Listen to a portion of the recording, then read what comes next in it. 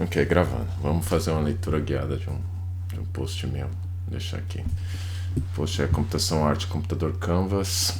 E aí eu quero reforçar alguns dos conhecimentos que eu tenho com relação à área gráfica para aquela ideia de escrever um resumo do que você está sabendo para ver se você fixa o conteúdo, né? Então, durante meu tempo no ensino médio não era incomum, especialmente antes das provas finais, fazer um resumo do conteúdo para uma dada matéria.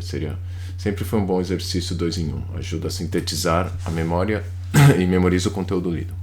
Visto que muitas vezes a leitura passiva de um material pouco cria de aprendizado. Sempre estou querendo conhecer ferramentas e bibliotecas para programação em diferentes campos, mas uma que tem um lugar especial é a área de jogos, em especial a área gráfica, pois fica aqui um meu resumão de como um computador virou meu Canvas e como, quem sabe, ele também possa virar o seu. Então, siga o conteúdo com o código disponível no GitHub, então tem esse código que eu estou usando aqui no GitHub. O modelo mais fundamental é pensar no computador como 4 elementos: processador, memória e periféricos, assim como o barramento que permite com que esses se comuniquem. O processador é responsável por executar diferentes tipos de instruções, sendo que essas podem ou não envolver outros elementos. A memória é a área de armazenamento, desenhada para que cada posição disponível possa ser unicamente identificada e guarde um volume fixo. O barramento é o meio de comunicação dos diferentes elementos, e periféricos são todos os demais elementos, que inclusive pode realizar funções de processamento, como processadores gráficos, e armazenamento, como os discos. Os 4 elementos possuem em comum 3 características: vazão, latência e banda, com diferentes manifestações dependendo de qual elemento estamos falando. Para o processador, sua vazão é quantas instruções executa por segundo. Sua latência é o tempo entre requisitar uma instrução e ela ser atendida. E a banda indica quantas instruções são executadas ao mesmo tempo, em paralelo. Esta não é, porém, a forma como em grande parte dos desenvolvedores de software lidam com computadores. Em muitas situações existe um intermediário que abstrai desse modelo e estabelece um protocolo comum para que desenvolvedores interajam com especificidades de concretizar o modelo abstrato apresentado, ou seja, com diferentes produtos de diferentes fabricantes. Este é o papel do sistema operacional. O Windows irá remover a minha capacidade de interagir diretamente com o computador. Ele oferecerá em contrapartida uma interface pela qual eu posso interagir com ele, o Windows. E ele sim realizará toda a interação necessária com o computador. Mesmo que muitas vezes essa nuance não seja tão óbvia, pois mesmo que programas, tipicamente arquivos .exe, que temos rodem suas instruções no processador da máquina, a forma como o sistema controla quais, como e por quanto tempo cada um desses programas executa é a real abstração que temos que lidar como desenvolvedores. Termos como processos e threads têm significados completamente distintos, quando aplicáveis, para o processador do que para os desenvolvedores. Isso se dá pelo fato de que os desenvolvedores estão lidando com a abstração de uma thread, por exemplo, conforme o Windows necessita para seu correto funcionamento. E isso facilitará seu trabalho caso tenha que mapear esse entendimento para o processador em que a instrução terá que ser executada. Então, aqui, um parágrafo bem grande, eu achei que faltou quebrar essa segunda parte aqui numa parte adicional, né? Mas basicamente eu estou querendo trazer um modelo mais básico do que é um computador, né? No meu entendimento, né? Então é legal ver o computador como essas abstrações bem simples que são comuns, né? As características. Então, se eu estou falando do barramento, a banda vai ser a largura desse barramento, né? A latência é sempre aquele tempo entre uma execução terminar, né? Ou seja, quanto tempo demora para que uma execução, né? No caso de rede, por exemplo, a latência é o tempo que o meu pacote, um individual, chega lá. Mas a vazão é quantos pacotes eu posso mandar, né? Então se eu posso mandar um bando de pacote ao mesmo tempo, eu tenho uma vazão grande, mesmo que a latência seja longa, né? Porque a latência tem que considerar individualmente para esse pacote. Enfim, né? Eu trago essa abstração original, né, para mostrar o papel que o sistema operacional vai ter, né? Então, a partir desse momento aqui, eu já vou começar a não ter mais essa abstração original, mas a gente vai ver reflexos dela, né, uma vez que abre o depurador. Né, e para a gente ver aqui deixa eu mostrar aqui basicamente o produto final, né? Então temos aqui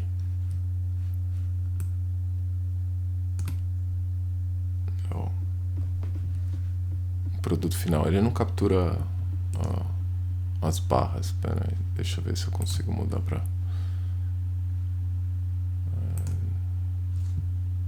isso. Não pegar só client area, né? Pronto, que daí dá pra ver que tem menuzinho do mais.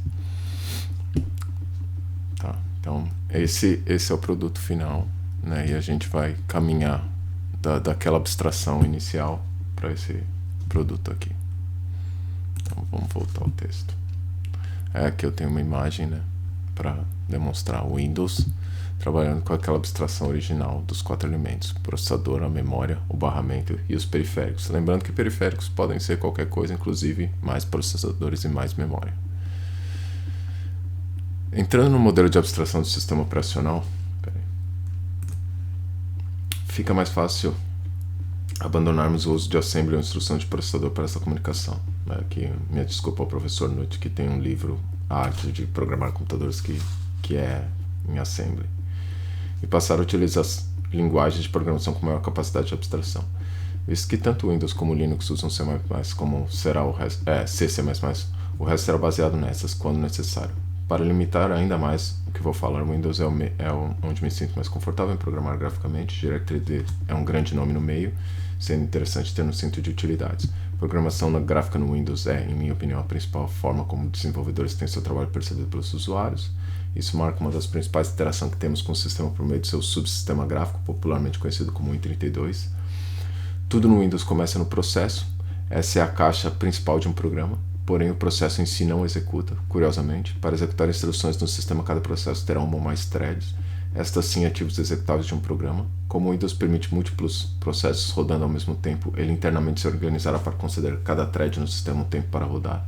O Windows também é responsável por oferecer aos processos uma interface para a memória, e o que, visto que isso abstrai para cada processo um total da abstração da memória do sistema por nível, é denominada memória virtual. Isso cobre em grande parte 2 elementos, a memória e o processador. O barramento, ou mais precisamente a forma de endereçamento dos elementos da memória, determinam se o sistema é 32 bits ou 64 bits, e assim por diante. Os números são referências diretas ao tamanho do endereço, bit sendo a unidade fundamental com valores de 0 e 1. O Windows também abstrai isso em grande parte, permitindo visualizar um sistema 64 bits para aplicações que foram desenhadas para sistemas 32 bits e que, portanto, seriam incompatíveis. Os periféricos são o último elemento da abstração original, e é aqui que diferentes subsistemas do Windows irão atuar. Cada periférico tem um conjunto de especificidades que não podem ser generalizadas. Um alto-falante não é a mesma coisa que um monitor e não oferece as mesmas formas de uso, necessitando, portanto, de interfaces distintas. Essas interfaces são oferecidas em geral em 2 partes. Uma é o driver, um software desenhado para atuar mais intimamente com o Windows, tendo acesso mais direto à representação interna das abstrações que mencionei.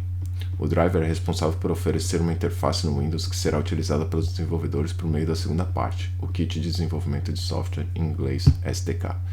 Esse SDK pode ser oferecido em diferentes linguagens, não sendo restrito a C e C++, mesmo o driver provavelmente tendo sido desenvolvido nelas, e basicamente contém as instruções necessárias para utilizar a interface oferecida pelo driver.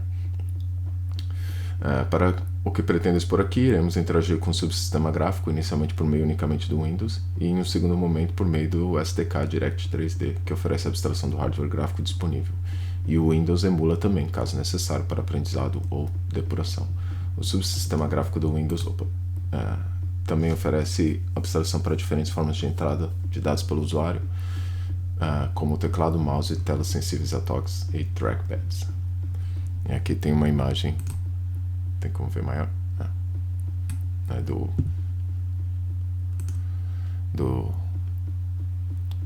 de como isso é apresentado para dentro do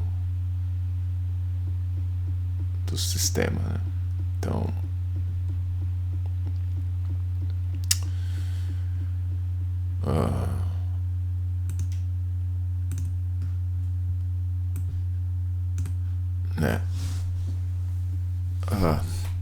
o que eu quis dizer bastante naquele parágrafo, né? Que apesar de abstrair parte da abstração original que o Windows, né, que o computador está oferecendo, ou seja, o computador, o processador, a memória, o barramento, os periféricos, o Windows replica parte daquelas coisas, né? Então, um processo no Windows vai ser uma forma de encapsular todas aquelas unidades para a visão de um único programa.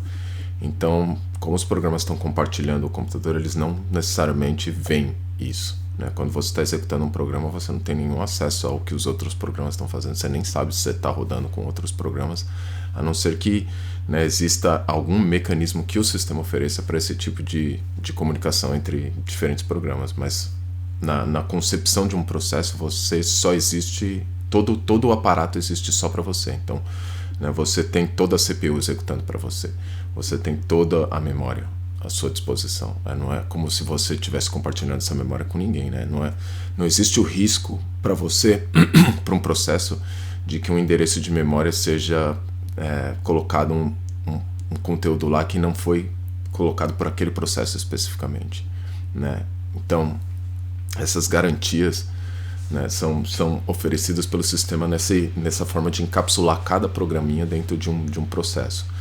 E aí a figura da thread é a figura desse contexto de execução, né? Então, para a CPU não existe absolutamente nada disso, né? Para a CPU não faz a menor distinção de o que seria rodando esse ou aquele programa. Ela executa instruções brutas, né? Então, quando você fala, adiciona para mim esses dois valores, é isso que ela faz. Ela não faz a menor ideia de onde que ela está, em que contexto que aqueles dois valores estão sendo executados, né? Então, né, essa abstração é oferecida por meio da thread. Então, a thread é esse contexto onde alguma coisa está sendo executada, né? Então, o Windows vai carregar todas as informações necessárias ali dentro da CPU para que ela, né, tenha disponível formas de interagir com aquele contexto de execução, né? Então, aquela thread. E o que eu acho curioso, né, é quando você começa a trabalhar um pouco mais com o kernel mode aqui, né, com código que roda dentro e mais intimamente com o Windows, você começa a operar de forma a abstrair menos essa questão de processos e threads. Então, né, drivers e outros elementos aqui dentro, eles têm acesso a todas as threads, a todos os processos. Essa barreira, ela é muito mais fluida. Então, quando você aloca uma memória, você aloca ela no pool de memória global do sistema. Não existe mais a memória desse processo especificamente, né? Então, isso permite com que, né, um driver, por exemplo, tenha informações sobre várias threads e manipule essas informações muito mais, né, no que diz respeito ao que ele precisa para funcionar, com relação, em distinção do que o Windows precisa, sabe? Então, né, dentro do kernel mode aqui do Windows, essas abstrações vão desaparecer, né, vão se tornar muito mais fluidas, pelo menos, né, e você vai ter muito mais, né, agência sobre o que é uma thread, qual a thread que está executando. E você tem que ter muito cuidado com relação a isso, né? Você não pode ver seu código, né, de driver, que é um .sys da vida, como um código que executa, como um exe da vida, que tem um processo, né, a caixinha do processo ali. Não, porque ele não tem. Ele está rodando N processos, sabe? Ele é o mesmo código, e é isso que é um pouco difícil de mentalizar, né? Porque você vai entender que o seu código é uma sequência de instruções a ser executadas. E essas instruções vão ser colocadas dentro da memória. Eu vou falar um pouco disso no texto, né? E quando essas instruções são executadas, elas estão lá na memória, né? Então você está imaginando que é o seu processo está rodando todas aquelas instruções. Mas quando você pula para o modo kernel, ele tem que ter informação de qual é o processo que está rodando aquilo lá. Porque aquelas instruções são comuns para todos os processos, sabe? Tipo, elas estão numa memória comum. Então quando um processo transiciona para aquele nível, né? Então se você está rodando aqui no Win32, na parte kernel dele, tá rodando qualquer processo, tá rodando o mesmo código, sabe? Não é um código exclusivo de um determinado processo, né? Então é muito diferente programar dentro desse nível, porque você está se tornando muito mais um código comum a múltiplos processos. Então essa abstração se torna bem mais flexível. Voltando ao texto.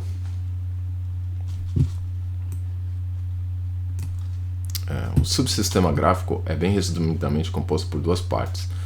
Uma que irei grosseiramente chamar de Win32 e outra que é a interface de dispositivo gráfico, tradução livre de GDI, né, GDI, Graphics Device Interface. O Win32 é um modelo de abstração centrado na figura da janela, window, e este tem como receptáculo de mensagens. As mensagens podem ser oriundas de qualquer parte do sistema, e o Windows permite customização destas caso o processo queira utilizar mensagens que suas diferentes janelas comuniquem. Aqui eu estou falando um pouco da flexibilização, né? A gente vai falar um pouco de enumeradores em C++, mas basicamente, né, é a ideia de que você pode criar suas próprias mensagens, né? Ele flexibiliza nesse sentido. E essas podem ser controladas por diferentes threads. Não consigo pensar em analogia melhor do que um iceberg para o GDI. Sua expressão interna ao sistema é enorme. Essa é a expressão dentro do kernel aqui. É enorme, sendo responsável por grande parte da apresentação gráfica que lidamos quando interagimos com o Windows, e principalmente a cola que habilita o Win32 e o gerenciamento de janelas na área de trabalho, tradução livre de DWM. Desktop Window Manager, introduzido no Windows Vista e principal responsável pela composição da imagem final da área de trabalho. Isso é curioso, antes do Vista não havia essa figura, era o próprio subsistema gráfico na figura de um executável um processo, porque tem que haver um processo, né? O subsistema gráfico não pode ser só o driver rodando, porque novamente o driver não roda necessariamente, ele é um código comum para alguma coisa rodar, algum processo tem que estar executando as instruções dentro daquele driver. E no caso, antigamente, antes ao DWM, o principal responsável disso era o CRSS, né? Que é Client Server, né? Sei lá, é uma sigla, como quase tudo no Windows é alguma sigla. CS sei lá. Ele ainda existe, by the way, com a representação interna do Direct 3D. GDI também.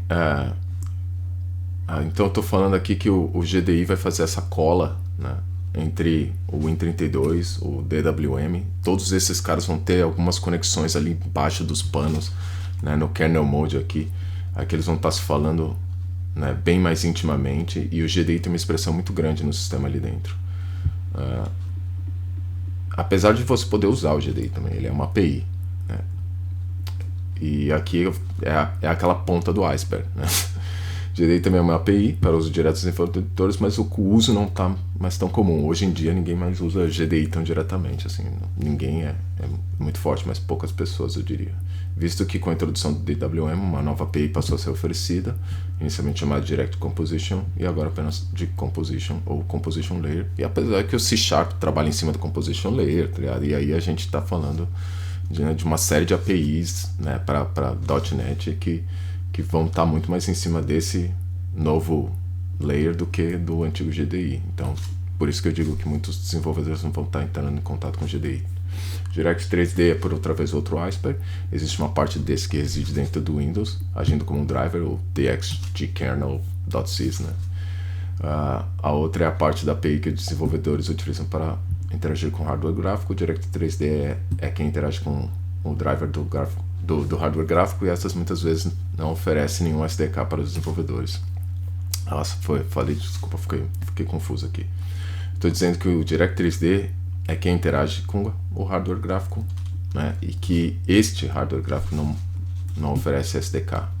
Apoia-se nome forte da indústria como o próprio Direct 3D ou o OpenGL ou o Vulkan, que vão por sua vez ter drivers que vão interagir com o hardware gráfico, né? Então a gente interage com uma parte muito pequena do que é o OpenGL, sabe? Parece que a gente está fazendo aqueles comandinhos e está mandando ver, controlando todo o que o sistema, né, gráfico está fazendo, mas na verdade ele tem uma expressão muito mais forte junto ao sistema, né, rodando nos drivers, etc.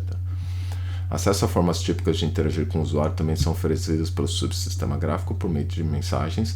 Formas específicas como câmera, voz, Kinect, entre outras, deverão ser customizadas, mas a intuição geral é de que será por meio de uma mensagem destinada a alguma de suas janelas que você receberá o input do usuário, né? Isso muda um pouco com essas novas formas, né? Então você está falando aí de, sei lá, capturar gaze ou gesture, tá ligado? Fica muito mais específico. Aí um meme, porque tudo que eu estou falando provavelmente não é canônico. A forma como o C++ será apresentado é uma depravação minha, mas assumo a responsabilidade. A linguagem consiste em um corpo canônico que se manifesta pela noção de que elementos da memória são organizados em tipos, programas são composições de múltiplas funções, funções operam sobre instâncias de tipos armazenados na memória, e pela sintaxe que permite diferentes, permite definir esses elementos, né? As funções, os tipos e a composição dessas funções. As abstrações apresentadas até agora são em geral oferecidas aos desenvolvedores por meio destas funções e, portanto, são em parte dependentes do sistema que as oferece, não sendo, portanto, parte da linguagem, mas a linguagem, mesmo que implicitamente, tocará algumas dessas abstrações. A estrutura sintática da linguagem é orientada a mapear uma série de operações a serem executadas em sequência com elementos que permitem manipular essa sequência como condicionais e repetições. Isso também é oferecido em Assembly, tá? Até aqui não é muito distinto do que a própria, né, linguagem mais baixa oferece, que é a forma como as instruções são executadas na CPU mediante uma série de instruções, e algumas dessas instruções, né, são instruções de sequenciamento e repetição, né? Então, enfim, conforme mencionado, caberá uma thread executar estas instruções. Essas instruções operam em dados da memória organizados em tipos. Esta abstração, porém, é parcialmente mapeada para a memória, visto que a memória não terá compreensão de tipo enquanto o programa executa, e cada elemento seu possui um tamanho fixo, né? Então aqui eu estou falando dos endereçamentos de memória, né? Então, na forma mais, né, primitiva de se pensar, a memória é o tamanho que cada endereço, né, consegue reter, e é isso, sabe? Então estamos falando, né, de processos que permitem, por exemplo, se um barramento e os registradores e a forma como a CPU opera são de 64 bits, essa é o tamanho mais nativo que a memória opera. Se um barramento permite estender porque ele tem dupla captação de dados da memória para oferecer para a CPU, então aquele passa a ser o tamanho nativo com que a memória opera. Mas o tamanho que os tipos têm, sei lá, um float, um int, isso aí não existe para a memória. Ela não sabe o que é um inteiro, ela sabe o que são, né, os seus endereçamentos nativos, ou metade disso, ou o dobro daquilo, porque é o que ela é capaz de capturar. O resto é uma abstração que a gente está sendo oferecida, mas que tem um custo na sua implementação na hora de realizar, porque vai ter que ser manipulado aquele tamanho. A abstração oferecida envolve a estipulação de um tamanho em bits para cada elemento de um dado tipo e, consequentemente, a definição do número de elementos na memória necessários para sua representação, assim como um modelo que permita o endereçamento de elementos que leve em conta a abstração dos tipos e de seus tamanhos. Assim como as informações manipuladas precisam de um armazenamento, as instruções também precisam ser armazenadas, e são armazenadas na mesma memória utilizada para suas informações. Ou seja, só existe uma memória, né? Então, o seu código que está rodando também está na memória. Isto, se utilizarmos a noção de que temos de memória, concede às funções a capacidade de serem endereçadas e utilizadas da forma similar à informação que manipulam. Isso nos leva a uma abstração parcialmente oculta que linguagens oferecem. C++ oferece um modelo de alocação, né? Essa é a abstração, o modelo de alocação de memória, em duas partes: a alocação estática de memória, ou seja, a definição fixa de uma quantidade de memória utilizada por uma função, e a alocação dinâmica de memória, onde porções de tamanho arbitrário serão requisitadas e liberadas ao longo da execução do programa. Note que a linguagem não oferece explicitamente meios para alocação de memória estática. Ela é sempre implícita, baseada nas variáveis definidas dentro do escopo de uma função. Escopo esse delimitado por um par de chaves, logo após o cabeçalho que define a função. Variáveis são formas como a linguagem abstrai o acesso à memória e, portanto, são delineadas pelo seu tipo. A memória é necessária para armazenar as variáveis definidas em uma função, assim como parte dos argumentos dessa função definirão o tamanho da memória estática necessária para a função.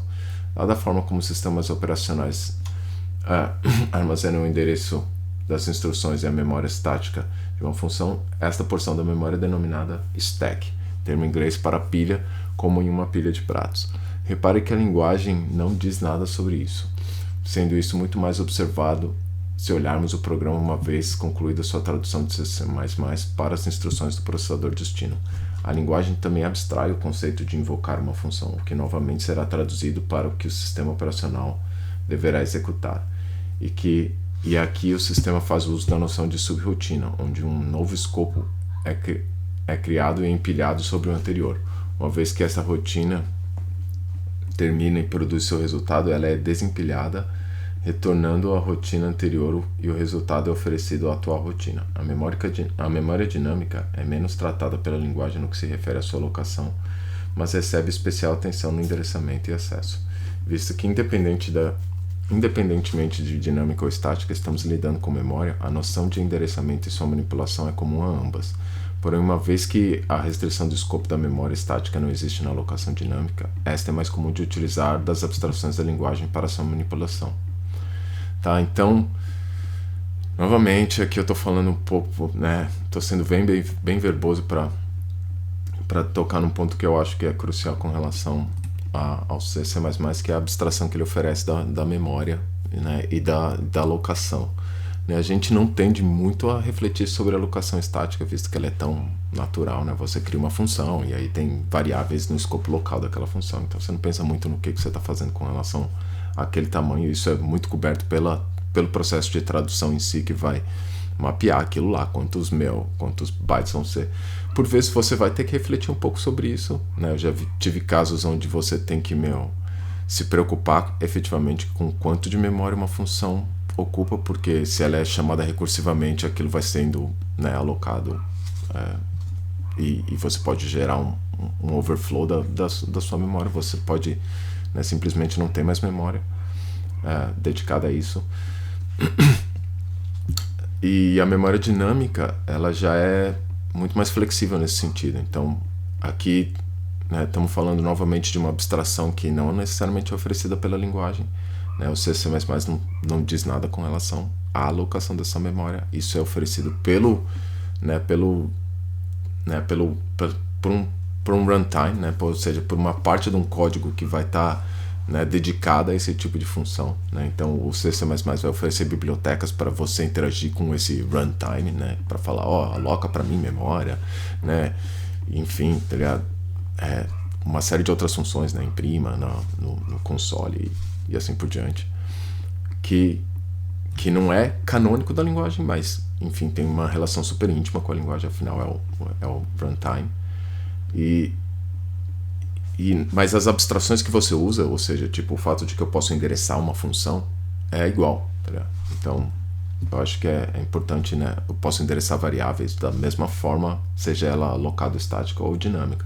É mais que você interage mais com isso na memória dinâmica do que na estática, né? Porque novamente ela não tem as restrições de escopo que a estática tem, ou seja, quando uma função termina, ela sai do escopo, né? Ela não está mais sendo executada, e aí, portanto, todas aquelas variáveis alocadas ali vão ser, né, liberadas, já não estão mais alocadas, né? Já não estão mais disponíveis para o uso, e qualquer endereçamento que você vai fazer delas é, portanto, né, ruim,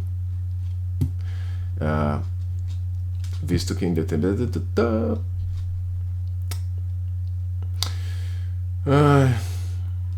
a noção de é comum a ambas. O processo de tradução, chamado de compilação, envolve mapear as abstrações oferecidas pela linguagem para abstrações oferecidas pelo sistema operacional e concretizar estas em um conjunto de instruções que o processador-alvo será capaz de executar.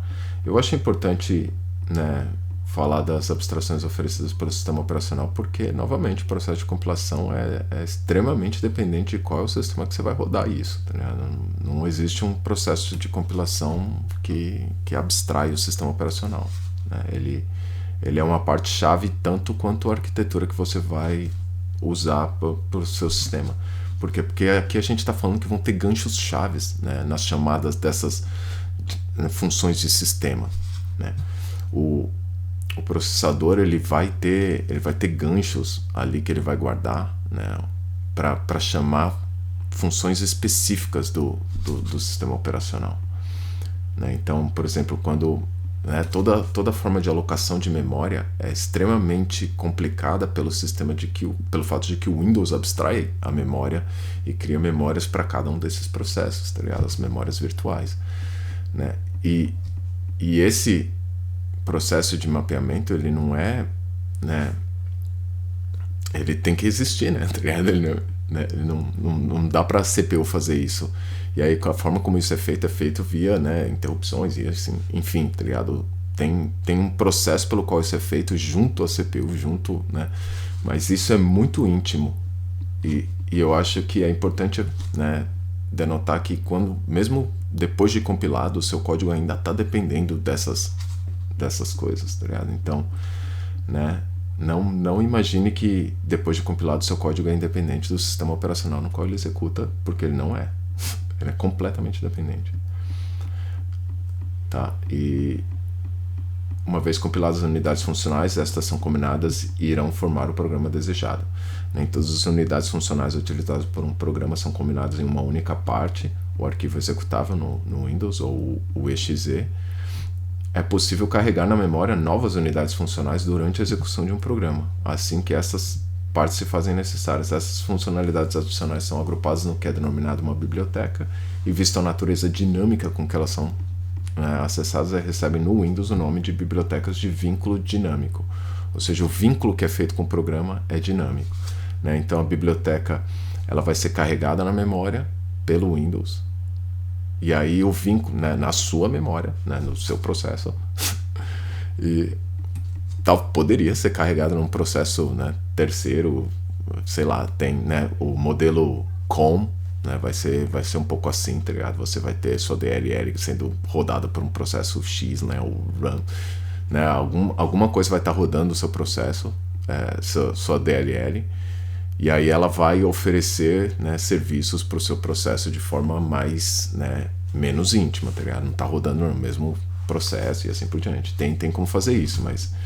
né, não é a natureza pela qual essas DLLs foram desenhadas, né? A natureza é para que o seu processo possa, né, ter memória carregada, né, instruções carregadas dinamicamente na sua memória, e aí você possa, né, falar assim, ó, as funções que você precisa agora estão aqui, né, nesse lugar, onde seu programa não sabia isso de antemão. Tá? Quando ele foi carregado, ele nem sabia que essas funções existiam, né, e como lançar elas, tá? Enquanto todas as outras funções do seu programa já estão lá, né, no momento que ele é carregado. E aqui um ótimo meme, né, porque memórias com elementos de tamanho fixo, funções como elementos de segunda classe, porque no Assembly você invoca subrotinas, né? Então a função ela não é tão, né, naturalmente um elemento de um agente de primeira classe como o resto da, né, eu não passo funções para registradores e coisas do gênero, tá ligado? Apesar de que, né, sim, mas eu acho a abstração não está presente, sabe? Tipo, você pode fazer isso, óbvio, mas eu acho que é muito menos uma abstração presente pelo Assembly do que o fato de você pular para uma subrotina e invocar, né, sei lá, os alias, né, que chama. A ausência de abstrações de tipo, né? Não existem tipos, né? Só existe a memória. Rica abstrações de tipo, que é o que o Assembly mais vai te oferecer, e um implícito mapeamento desses tipos para a memória. Funções passam a ser tipos também, né? E aí você tem uma sintaxe muito mais familiar ao ser humano e com muito mais expressividade do que execute essas instruções para mim, computador, e, né, ter pouquíssimos recursos de abstração acima disso, que é o que o Assembly oferece. Então aí eu estou falando que em meu meio de análise o principal ganho expressivo é esta noção de tipos.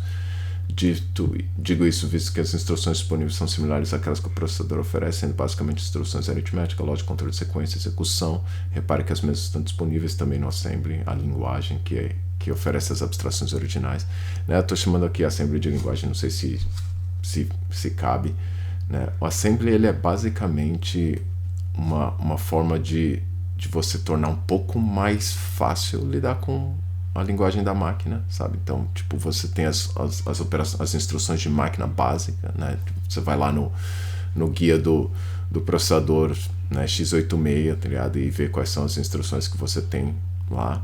Mas o Assembly vai permitir que você agrupe essas funções, tenha alias, nomes mnemônicos e coisas do gênero que, facilita escrever aquele código de máquina, mas ele, né, ele não te oferece recursos que não são oferecidos pelo código de máquina em si, assim, sabe? Tipo, não tem, né, funções, essas coisas não existem se elas não existirem no código de máquina que você está usando. Conforme mencionado, a memória abstraída na linguagem ignora-se parcialmente sua natureza rígida como os elementos de tamanho fixo e adota-se no lugar um modelo de tipos. Os tipos mais fundamentais, conhecidos como primitivos, são utilizados para construir tipos mais complexos, envolvendo agregados, compostos desses tipos primitivos e outros agregados. Cada linguagem difere em quais tipos primitivos estão disponíveis e quais são as formas de os compor. E é aqui que eu acho que C++ apresenta uma maior distinção entre si. O C é muito menos flexível do que o C++ nas formas de representação e composição dos tipos. Eu não acho que ele não permite que você faça, classes e coisas do gênero, ou use a orientação objeto como ferramenta de desenho, mas ele não é muito bom para isso, sabe? Porque ele não tem o poder que o C++ vai ter para você desenhar esses tipos depois. Então eu acho que a linguagem estruturada, o paradigma estruturado de programar é muito melhor usar o C, porque ele não tem esse poder de representar tipos de forma mais complexa que o C++ vai te oferecer, inclusive com funções como tipos e etc, de forma mais clara, sabe? Mais embebido na sintaxe da linguagem. Enquanto enfim, ambas têm o mesmo potencial do que você executa no final, mas eu acho que o C++ é muito mais alinhado a esse modelo de desenho de código como orientado a objeto do que o C, tá ligado? E isso permite que os tipos sejam mais complexos. Os tipos primitivos disponíveis em C++ são números e letras, Letras aqui são caracteres, além de um tipo chamado bool, que possui dois valores verdadeiro ou falso. Isso é verdade no C++, mas não é no C, Não existe o tipo bool no C, sei lá porquê, mas enfim. O tipo função que identifica as unidades funcionais e um tipo chamado ponteiro, que representa a localização de um elemento de um dado tipo na memória. Isso eu falo de forma super rápida, mas o tipo ponteiro ele é uma nuance, é só um asterisco no seu código, mas ele é extremamente importante dentro da linguagem, é o tipo mais importante que você vai ter, e ele é tipificado para cada tipo, ele é aqui eu acho que é bem interessante para quem já viu linguagem funcional, em especial Haskell, que tem aqueles tipos que são metatipos, eles têm o kind como sendo tipo, recebe um tipo como parâmetro, tá ligado? Para formar o tipo final, o maybe, os monades e tal. Então você vai ter que o seu tipo é passado para dentro do outro tipo, então você tem maybe inteiro, então maybe int, e aí significa que o tipo agora é esse combinado. Então maybe é um construtor que recebe um tipo como entrada para fazer o seu tipo final, Então o ponteiro ele é um pouco disso, sabe? Então ele recebe um tipo, então por exemplo inteiro, ponteiro, ou seja, eu aponto para uma memória cujo tipo é inteiro, E ele é extremamente poderoso porque ele permite você acessar aquele poder de endereçar, Então ele te dá a capacidade de acessar o endereçamento, que é aquela abstração original. Números possuem duas representações tipicamente, uma usada para números inteiros e outra para números que possuem partes fracionárias. Esses dois são oferecidos em diferentes níveis de precisão, Então a gente está falando aí inteiro, pode ser de 8 bits até, sei lá, quantos bits você quiser, mas enfim, tá ligado? Em geral até 64 bits, dá para fazer com mais, tá ligado? Mas não é tão comum de ver como tipo primitivo mesmo, mais do que 64. O mais típico é o 32, Isso é histórico, não acho que tem uma relevância mesmo o fato do 32, mas honestamente a partir de 64 as coisas começam a ficar muito difíceis de ler, como programador. Eu acho que como humano a gente gosta desses números menores ou capacidade, por inteiros, precisão aqui para fracionários, porque isso é uma coisa interessante, porque os números fracionários não são distintos pela você não distingue um float de um double, qual o maior número que ele pode representar, tá ligado? Isso não é o ponto. Qual é a maior, né, precisão que ele é capaz de representar. Então, por exemplo, pensa num número como né, o primeiro decimal que aparece 0.1 e qual a distância entre o próximo, né, 0.1, 0,00000. O float vai ter uma distância menor do que o double. O double vai te permitir que o próximo 1 seja muito mais longe do que o primeiro. Enfim, essa é uma simplificação do que é. Letras, ou como são denominados na área, caracteres, são muito mais complicados do que aparentam, visto que não são apenas o caractere derivado do latim, mas também todo e qualquer outro desejado, que torna o problema inclusive infinito em sua natureza. O Windows adota internamente o formato UTF-16 para a representação de caracteres, mas isso não é imposto às aplicações, historicamente também, que podem utilizar o formato ASCII ou UTF-8. Isso é configurado no seu projeto e isso é importante configurar, prestar atenção do que você está usando, sabe? Assim, se você não quer muito racionalizar o caractere, não tem muito interesse em apresentar nada na tela, usando as ferramentas que o sistema operacional vai te oferecer, ou a sua interação com o sistema operacional. Isso que eu acho engraçado do Windows ter adotado o TF16 internamente, sabe? Que a sua interação com o sistema operacional passa a ser ditada pelo TF16, sabe? Tipo, que eu acho muito, né, caro, tá ligado? Sabe? Deveria ser mais, sei lá, sei. O Windows talvez, né, muito mais adotou isso muito mais porque tem uma apresentação gráfica muito forte, né, e muito, né, Shell e N outros componentes que apresentam, interagem com os usuários, e talvez, né, isso trouxe bastante a necessidade de ser multilinguístico e, portanto, ter adotado um formato tão mais, né, proeminente para a representação de múltiplos caracteres, como é o TF-16. O TF-8, né, ele basicamente é o que a gente chama de multi-byte character set, né? Então, alguns caracteres, né, a maioria dos caracteres vão ser só um byte, tá ligado?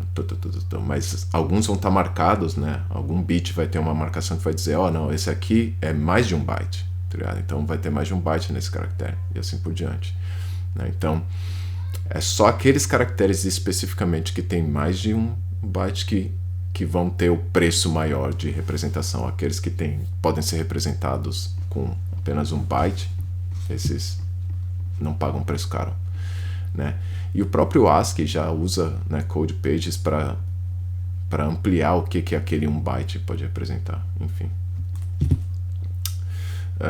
Porém, é importante considerar qual o formato nativo do sistema e evitar desenhar sua aplicação imaginando um menor consumo de memória quando isso não se concretizará, visto que o sistema internamente estará representando os caracteres de outra forma. Esse é um ponto importante, porque vai achando que você está economizando um monte porque você está usando o ASCII, o sistema continua usando o TF-16 lá embaixo e ele consome horrores de memória. Então, suas mensagens, suas coisas, está tudo trafegando em UTF-16 sendo traduzido e assim por diante. Então, eu acho né, besteira ficar, né, restringindo a sua aplicação a ser super estrita com relação a quantos bits usa para os caracteres, sendo que o sistema não está.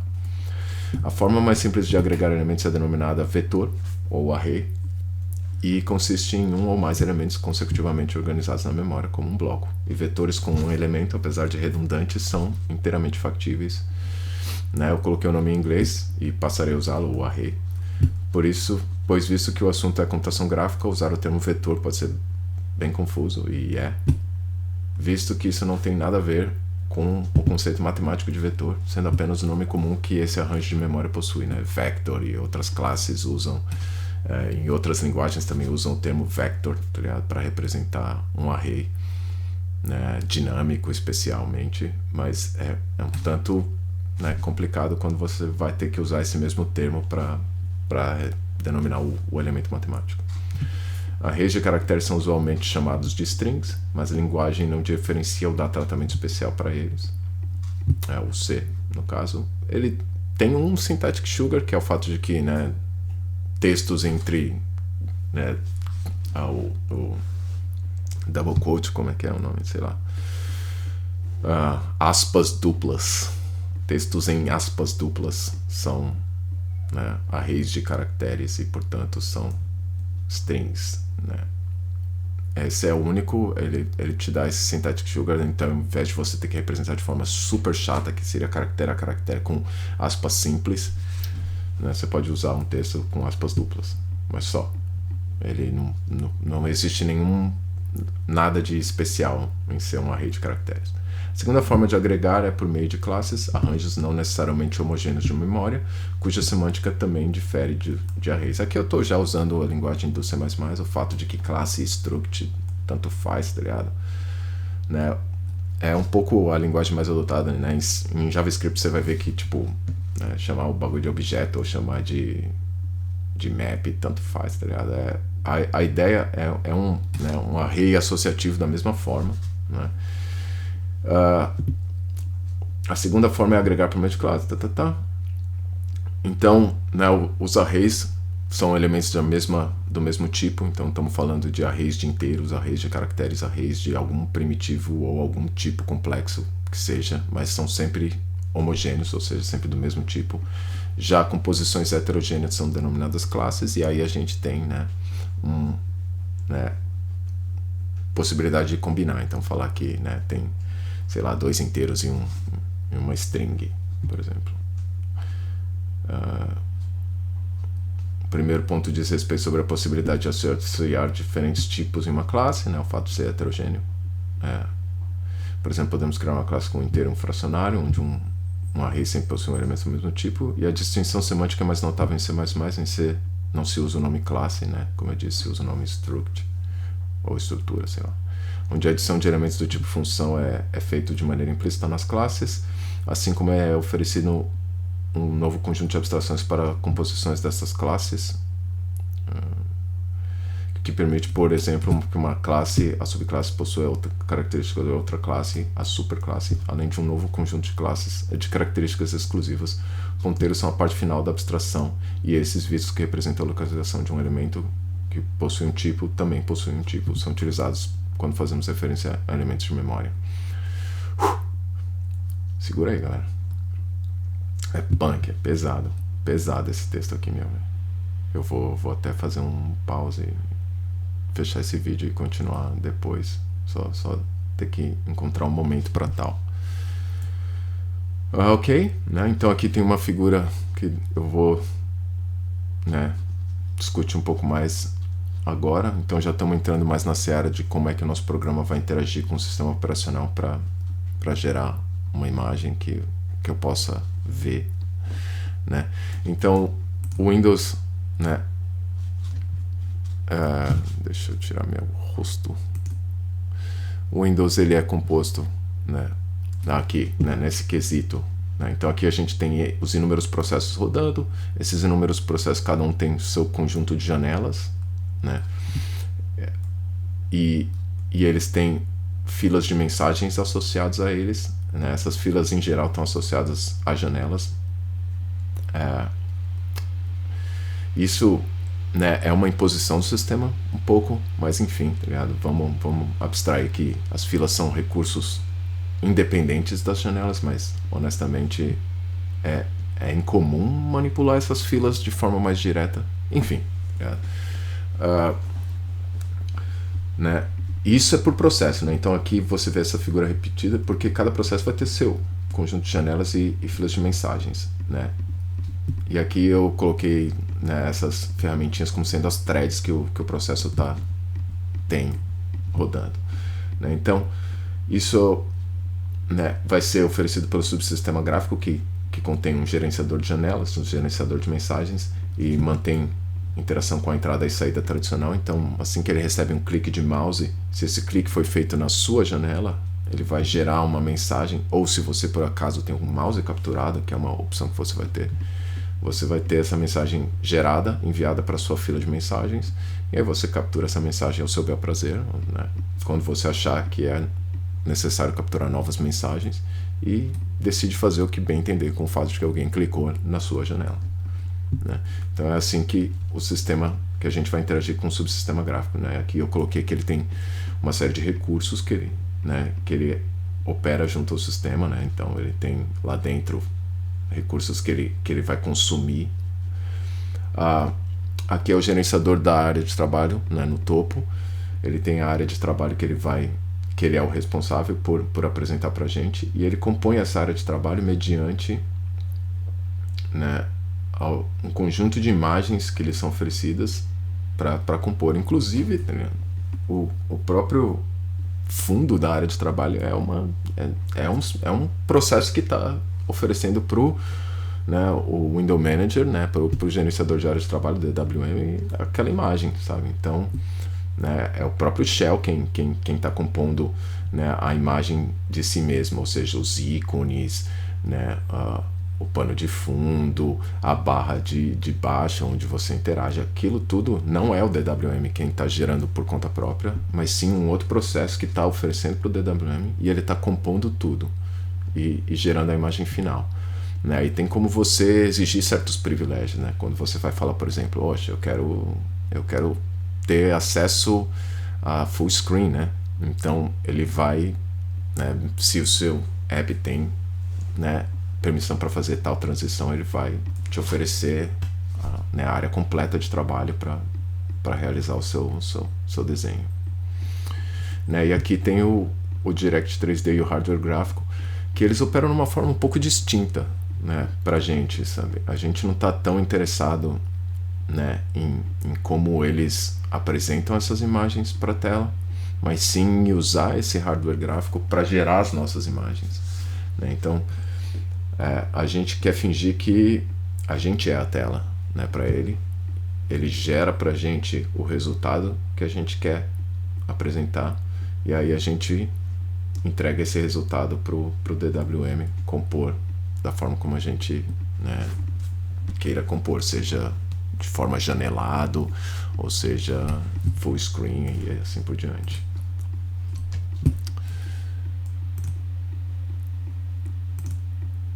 Ok, voltando então. Com essa compreensão, temos que programas de computador são uma coleção de instruções organizadas em funções e armazenadas na memória, que operam informações representadas na forma de tipos, também armazenadas na memória, assim como requisitam interação com demais periféricos através de funções expostas por meio do sistema operacional, sejam estas diretamente operadas por este ou oriundas de outros programas executados nele. O Windows define que uma das funções será utilizada como ponto de partida do programa e quais argumentos ele oferecerá a ela quando for invocá-la em resposta ao pedido, né, do usuário ou de outro programa de lançamento do programa. Essa função, usualmente denominada main principal em inglês, no Windows recebe o nome de winmain, e seus argumentos serão um identificador do programa sendo lançado, que é um número inteiro, o identificador do programa que lançou este é opcional, sendo oferecido quando aplicado, ou seja, né, se por acaso o seu programa foi lançado por um outro programa, você tem acesso a qual é esse outro programa. Um ponteiro para uma string que representa a linha de comando passada pelo usuário, contém no mínimo o nome do programa, essa string, e um número inteiro que atua como uma enumeração, ou seja, cada valor tem um significado associado, como por exemplo 1 é vermelho, 2 é verde, porém ele é um número inteiro, né? E aqui enumera como o usuário quer que as suas janelas sejam exibidas. Por exemplo, ele pode requisitar que sejam abertos de forma minimizada ou, né, maximizada. O Windows não espera que esta função retorne nenhum valor especial, ou seja, a função winmain, ela retorna um valor inteiro, mas ele não espera que esse valor seja algum inteiro. Ele não espera que você retorne 3, 2, 4, 5, 0, 1. Né? Não existe uma regra sobre o que é o valor retornado pela essa função principal, ou no Windows, win principal. Porém, informa que esta deve retornar um valor inteiro uma vez encerrada. O significado desse inteiro é delegado ao desenvolvedor, porque, por exemplo, um outro processo pode ter invocado seu processo. Qual o significado de 0 nesse outro processo? Né? Então, adota-se 0 em geral, significando, né, nada a reportar, ou seja, tipo, o meu programa terminou de forma ok, tá ligado? Tipo, ele não crashou, ele não gerou nenhum resultado significativo que eu precise reportar ou coisa do gênero. Porque se você for pensar um programa que é de linha de comando, ele pode ser feito para que o resultado de executar o programa seja a resposta desejada, né? Não sei, né? Então, se você retorna o valor que, né, você não imprime na tela, você pode retornar o valor que seja a resposta desejada de executar o seu programa, né? Então, é meio que né, um ponto em aberto, dependendo de como, em geral, o seu programa é executado, né? Como, em geral, os programas são executados de forma, né, duplo clique pelo usuário, né, esse número é, em geral, ignorado completamente. O sistema não vai fazer absolutamente nada se você retornar qualquer coisa diferente de zero ou zero. Tipicamente, programas desejam apresentar uma interface gráfica para interagir com o usuário e encerrar quando este decide, usualmente ao fechar a janela principal do programa ou conjunto de janelas. Isso delineia a estrutura típica de um programa no Windows. Ele iniciará criando uma janela principal e quaisquer outros recursos que necessite, e repetidamente irá verificar se existem novas mensagens e processar estas caso estejam disponíveis, encerrando as repetições uma vez que receba uma mensagem requisitando término. O programa então libera quaisquer recursos que tenha adquirido e retorna o valor final ao sistema. O Windows oferece duas formas de verificar se existem mensagens, uma que mantém o programa esperando até que a mensagem esteja disponível e outra que retorna imediatamente e permite que o programa execute enquanto nenhuma mensagem lhe é destinada. Para aplicações típicas, a primeira forma é mais comum. Porém, como estou interessado em produzir uma sequência de imagens a ser apresentada, é preferível utilizar qualquer tempo disponível para a geração dessas imagens. Então, no antigo, se eu estivesse fazendo um sistema clássico usando só, né, Win32 e GDI, etc., né, em geral eu ia fazer um get message ali e ficar por isso mesmo, né, que é essa função que bloqueia, ou seja, eu espero até uma mensagem chegar, e se nenhuma mensagem chegar, né, eu mantenho naquele status esperando, enquanto o outro é não. Tipo, eu vejo se tem alguma mensagem, se não tiver, eu posso fazer o que eu bem entender, ou inclusive ficar, tem mais uma mensagem, e agora, já chegou, né? Mas eu posso usar, no meu caso, para gerar novas imagens. Direto da caixa, C++ oferece um sistema simples, porém robusto, para desenvolvedores referenciarem os tipos e funções criados por outros desenvolvedores e aqueles oferecidos por meio do sistema operacional. São as bibliotecas dinâmicas e estáticas. Estas são unidades funcionais combinadas junto ao programa. Isso é feito por meio da abstração de arquivos cabeçalho, tradução livre de header files, contendo um conjunto de definições de tipos como as unidades funcionais pré-processadas, ou seja, que já tiveram suas unidades funcionais traduzidas. No Windows existe um segundo sistema de referenciamento de unidades funcionais e tipos externos ao programa que também será utilizado, o modelo de objetos componentes, tradução livre de COM, Component Object Model. Ele oferece flexibilidade ao sistema para a exposição de suas interfaces. Isso permite a interoperação com outras linguagens de programação, preservando as abstrações existentes, além de oferecer uma forma dinâmica uma forma limitada de manipulação desses tipos. Conforme brevemente mencionado, C++ pouco se referem à alocação de memória, sendo implícita a alocação estática, e mesmo que C++ ofereça palavras específicas para alocação dinâmica, que é o new e o delete, não existem imposições sobre como isso opera, onde e de que forma essa memória está sendo alocada, inclusive sendo passível de alteração pelo próprio desenvolvedor.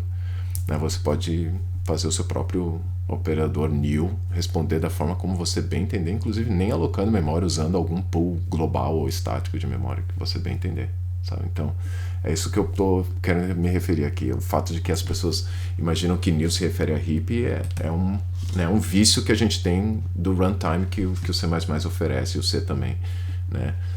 Que abstraem já pra gente isso, tá? O malloc ele não faz, né, algo independente do sistema operacional, tá ligado? Ele, no fundo, vai ter que ser representado por alguma forma que o sistema operacional ofereça de alocação de memória, né? Então o malloc no Windows funciona diferente do malloc no Linux, porque eles usam o sistema operacional para fazer essa alocação de memória, né? E você pode fazer você mesmo isso, sabe? Então, se você não quer depender desse runtime, porque, sei lá, tem algumas implicações de performance no seu caso, entendeu? Você pode fazer você mesmo suas próprias alocações de memória junto ao sistema operacional, usando as ferramentas que ele oferece mais intimamente.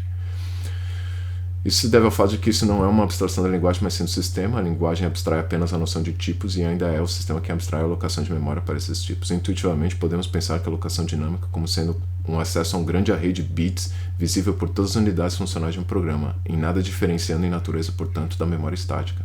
O Windows oferece acesso a rotinas de alocação e liberação de memória dinâmica para evitar que desenvolvedores realizem essas tarefas manualmente. E essas funções estão disponíveis de várias formas, inclusive na abstração sugerida na linguagem. Essas abstrações que estou colocando como sugeridas compõem o que é conhecido como bibliotecas padrão, o runtime, né, que eu mencionei.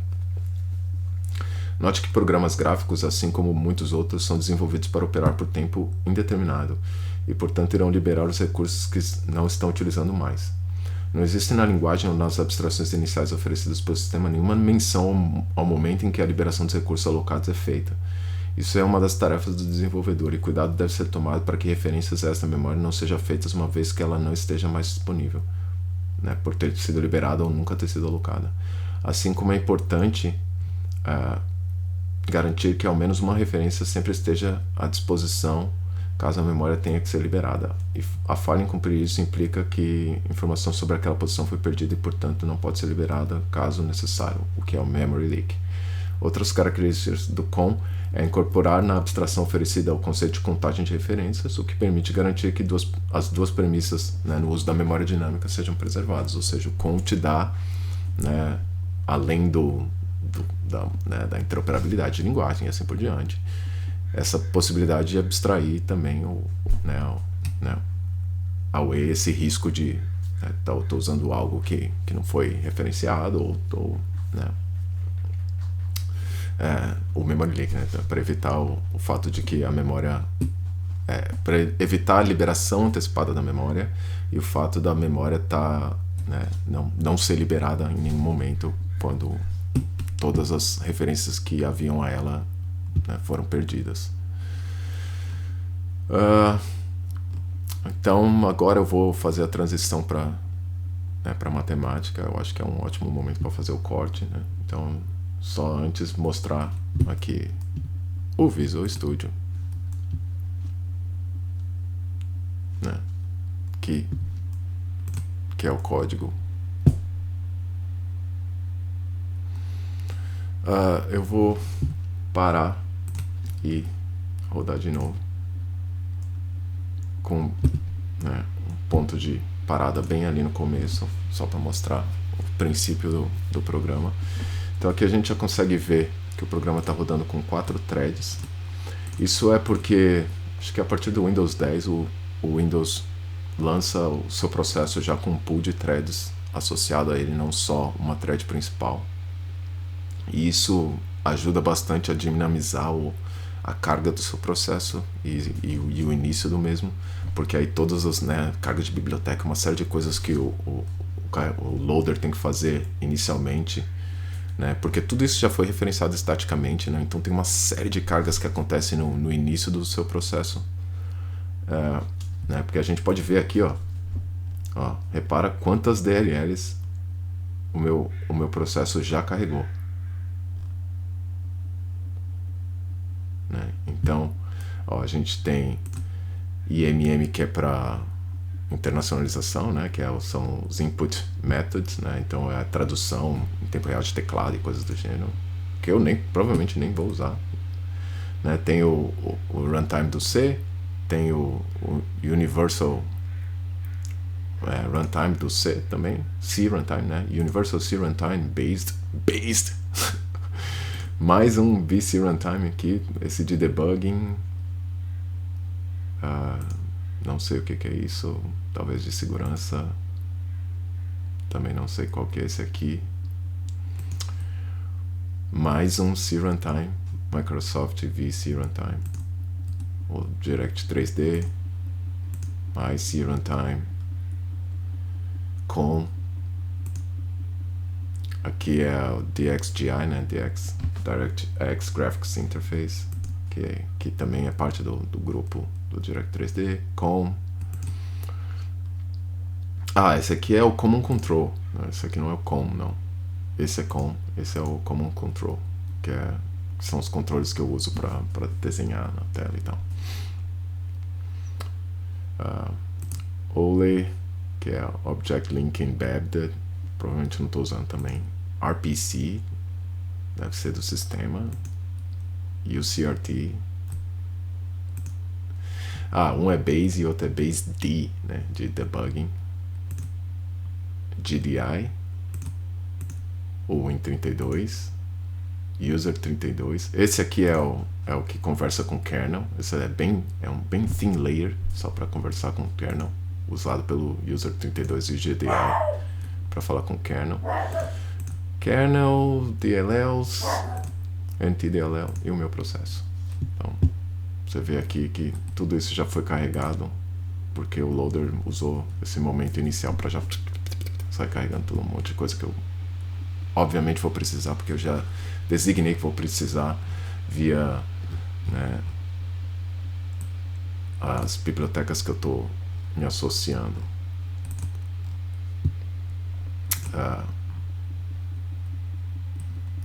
Mostrar aqui o disassembly desse, né, para a gente ver que isso aqui é a pilha, né? Então, quando alguém fala, né, tipo, o que é a pilha, é onde o seu código está rodando, por exemplo, né? E assim que uma nova função é chamada, como na chamada desse call aqui, ó, repara aqui que eu vou estar indo para um outro endereço na pilha. E assim que eu chegar naquele endereço, a primeira coisa que acontece é uma série desses pushes aqui, ó,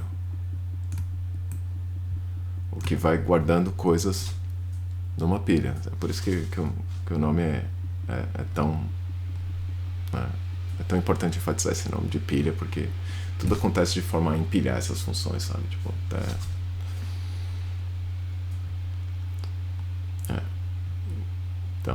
então é isso, né? Aqui vamos ver se tem um endereço que a gente possa...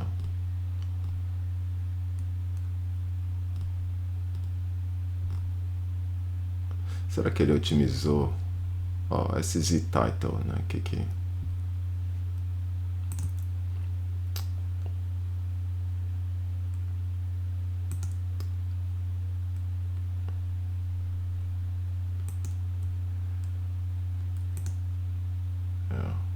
Eu achei curioso, que eu achei que a command line sempre vinha com pelo menos o nome da aplicação, mas aparentemente é vazio. Esse é o inteiro que eu disse que denomina, um inteiro que denomina minha aplicação como uma instância rodando no sistema. Como eu disse, eu não fui rodado por ninguém, né? Nenhum outro processo. E aqui é aquele enumerador.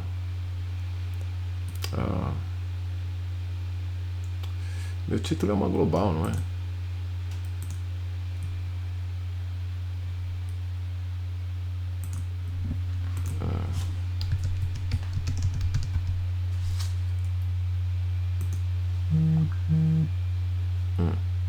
Interessante.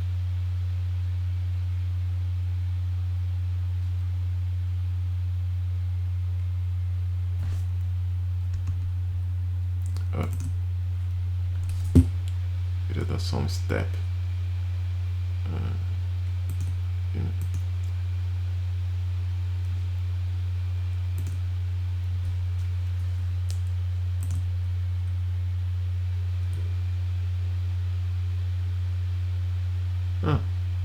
Aqui ele mostra. Queria ver o endereço do SSTitle, a gente poder bisoiar na memória. SSTitle é uma global, né? Aqui, ó. Só pra você ter ideia dos range de endereço que estão sendo passados. Isso aqui já é fora da pilha também. Enquanto esse aqui já está muito mais intimamente conectado, ó lá. Então provavelmente está numa pilha, né, talvez quem lançou essa minha função, o cara, né, o external code aqui, vamos pedir para ele mostrar. Show me. Olha lá, tá vendo? Eu sou o primeiro, estou sendo invocado por uma... E é tudo o meu processo, tá vendo? Esse primeiro componente aqui é o nome do processo. Então, esse é tudo o meu processo. E aqui já é, né, a forma como o sistema lança as suas funções, né? A partir do... Qual os principais métodos que o loader vai chamar antes de começar a chamar coisas dentro do meu... do meu módulo base. Então, né, a primeira parte da exclamação é qual módulo, né, da onde está vindo esse código, e a segunda é o código que está sendo executado em si. Então aqui a gente está falando que aí no começo, né, tem uma série de camadas até chegar na minha WinMain, mais formalmente. E aí eu não tenho acesso a esses códigos aqui. Mas eu posso ver o assembly dele. Então, tá vendo? Esse aqui indica, tipo, para onde eu vou voltar uma vez que eu sair daquela função.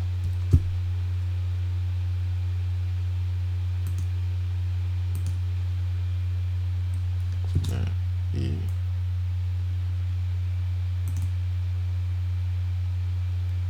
esse é o resultado da execução.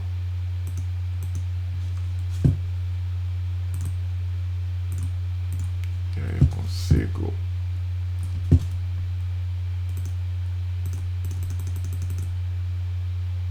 isso aqui eu estou recebendo uma mensagem, né? Então a gente pode até botar um breakpoint no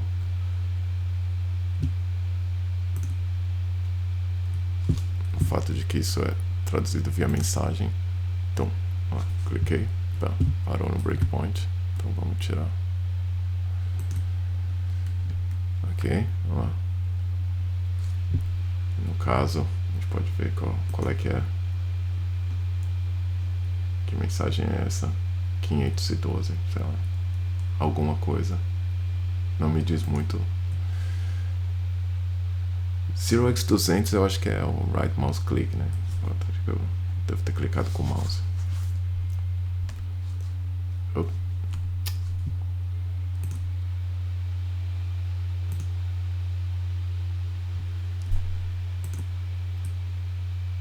Não, step over. Né, daí eu despachei, e aí ao despachar ele chama o que a gente vê. Eu não sei se eu falo isso no vídeo, né, mas a window proc é a forma como no Windows a gente processa essas mensagens. Então ao ter chamado dispatch naquela função lá, aqui ele despachou a mensagem para window proc que deveria processar aquela mensagem. No caso seria essa, caso seja a janela que é o alvo aqui, porque o messaging tem um componente dele que diz qual é a mensagem, qual é a janela que ele está mirando, que é esse hwind. E aqui a gente tem aquela quebra, né? Ou seja, ou eu processo a mensagem, né? No caso aqui, pi, que é tipo dar um bizu, né? Tipo, tem mensagem? Se tiver, e eu não me enrolar, porque esse do Translate Accelerator aqui é porque pode ser uma hotkey, eu acho, e aí isso gera uma outra mensagem no sistema. Quando eu faço o Translate Accelerator e aí ele retorna verdadeiro, significa que a mensagem foi bem sucedidamente traduzida e ela vai se transformar numa hotkey agora, tá ligado? Então, sei lá, se o cara apertou Ctrl H e isso é alguma coisa, vai gerar uma mensagem nova agora. Eu acho que isso é importante para, sei lá, caracteres, enfim, a sequência de comandos. Acho que isso é mais código que em geral se faz assim, mas sei lá, não é tão necessário, eu diria. Mas se eu tiver mensagem e essa mensagem não sucessivamente se transformou num acelerador, então despache. Caso contrário, se eu tiver um canvas ativo, tome o tempo para atualizar, né, renderizar e apresentar. Aqui também, né, obviamente, entra toda a questão de, né, eu poderia fazer o controle nesse nível, mas talvez o próprio Canvas tenha um controle interno de criar os seus ciclos de né, FPS, quanto tempo passou do último quadro que eu desenhei para o próximo quadro. Né, falando um pouco de C++ aqui, né, então, né, o que a linguagem oferece, como eu disse, né, essas funções são, né, um agregado de códigos e instâncias de memória, né, alocações, que vão definir o quanto de memória é necessário para a alocação desse espaço, né, porque eu vou de alguma forma ter que representar cada um desses, né, desses objetos e ter uma forma de potencialmente endereçar esses objetos, caso eles sejam endereçados. Tem outros recursos que a linguagem oferece, obviamente, que eu não estou trabalhando ali dentro, como volatile e sei lá, tá ligado? Intrinsics e assim por diante, mas eu acho que o coração está no fato de que a gente pode fazer isso aqui, ó. A gente pode criar essas definições de tipos. E quando você programa com funcional, né, você passa a ter uma outra visão, um pouco de tipo como esses retornos, né, e o fato do processo imperativo se dá, tá ligado? Porque lembra muito a forma como o Haskell tipo, tira um pouco do véu, tá ligado? Desse processo interativo e mostra que ele é na verdade composto de um sequenciador, que é aquele método do, né? Aquele do que te coloca dentro de um escopo ou de um monad, sabe? Tipo, tão interessante aquela visão, mas eu acho que reforça o papel que tipos exercem dentro da linguagem e como eles permitem a gente racionalizar sobre o que a gente está fazendo aqui. Enfim.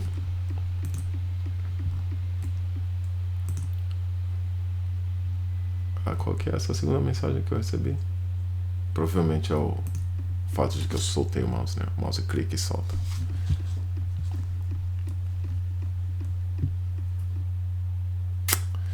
Então é isso aí. Talvez uma parte 2 em algum momento no futuro.